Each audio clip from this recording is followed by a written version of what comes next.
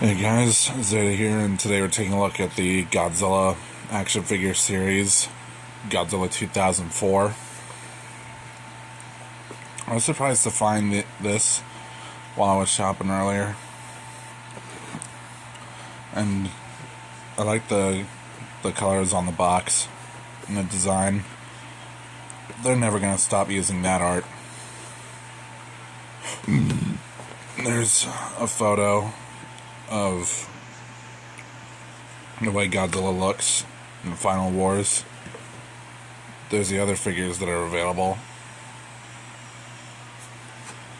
There's the top, the bottom, and there's the other side. I was hoping you'd have the 90s Godzilla, but they didn't have him. So let's go ahead and take a look at the figure. And here's Godzilla out of the box. And you can just see.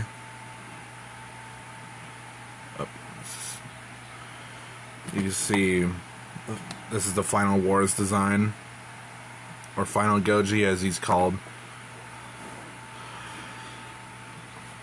And there is some assembly required when you take this guy out of the box, because the tail, everything is connected by ball joints. So the tail was separated at the base and then right here midway.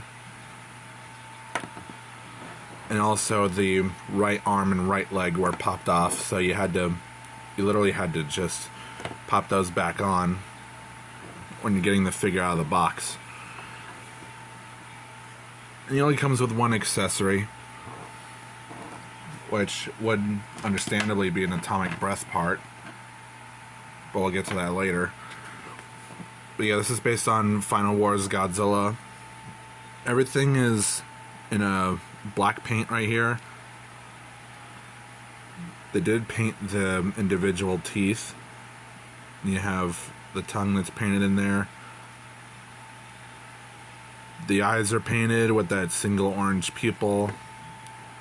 They don't really look good from the front, but from the side that looks really good.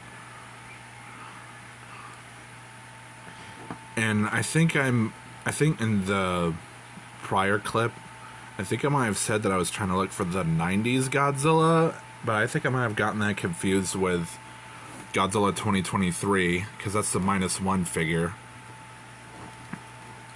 Because as far as I know, the only figures in this action figure series of Godzilla figures are this, Kiryu, and Godzilla 2023. So, and they do list Kiryu as Mechagodzilla 2002. So, Millennium series and Reiwa series so far. I hope we do get some Heisei figures, because if there are any figures made of the 80s or 90s designs, I would pick those up in a heartbeat. But getting back to the figure, the spines, they got a nice fade to them as well. And they actually painted all the spines. They're not rubbery though, so be careful when handling this. These are really hard. They painted the nails. They got a good fade on them, but they didn't paint the undersides, which lame. And the sculpting overall is really nice. For a little size comparison, here he is with a Playmates Godzilla. This is from that Godzilla and Shimo 2-pack from New Empire. Oh, shit. My thumb hit the camera. Bad thumb, bad. Fuck you. But, yeah, it looks like maybe Bandai is trying to compete with Playmates when it comes to this, because this feels like a Playmates figure.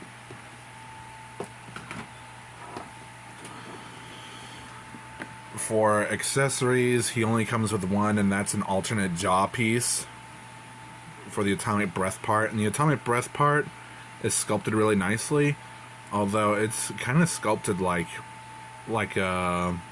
Ultraman's beam. I don't know. There was that Ultraman Rising figure that I'm sure would have effect parts, but maybe that I'll pick that up sometime. But you can see the atomic breath is glued to this alternate jaw piece, and it's hollow in there too. And the teeth are painted on this one too, and what you have to do is it's connected by a ball joint, so you have to remove the jaw, and it's really hard to remove it. And now he's like just, you see the socket right in there. The ball goes into the socket. And now Godzilla's firing his atomic breath. So that's really cool. You can have it aim at anybody. Hell, you can have it aim at Godzilla here, or MonsterVerse Godzilla. So you can get that going on. I would dig out the other MonsterVerse figures that I have, but I don't know, too much work right now. But this would probably go great alongside characters like Scar King or Kong.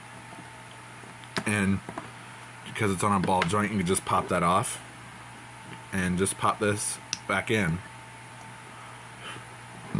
So, articulation wise, the jaw can barely open and close. I don't know why they couldn't have made his jaw open wider. It's like he got offended at some joke. The base of the neck is on a ball joint. Can look up this far, down this far. Can turn side to side, but it's very limited. Arms can do a full 360. They can move out this far. Nothing at the elbow, other than a bend at the elbow, which this is as far as they bend. Ball joint at the wrist. You can rotate that. And if we just get the arms out of the way, the legs can move. Well, legs can do a full 360. Crazy. They can move out this far. You have a single bend at the knee, ball joints at the ankles, ankle swivel, and with it being a ball joint, you can fake a pivot.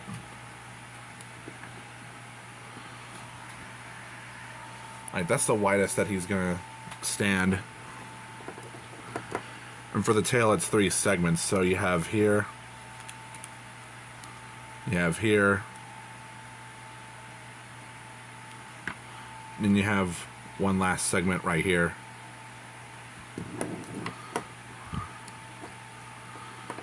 So overall, I really do like this figure.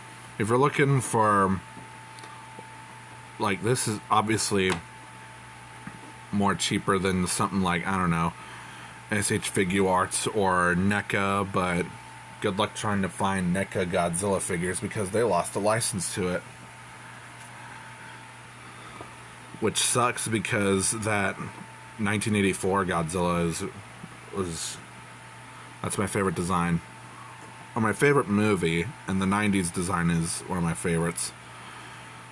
But that's really it. I highly recommend this figure.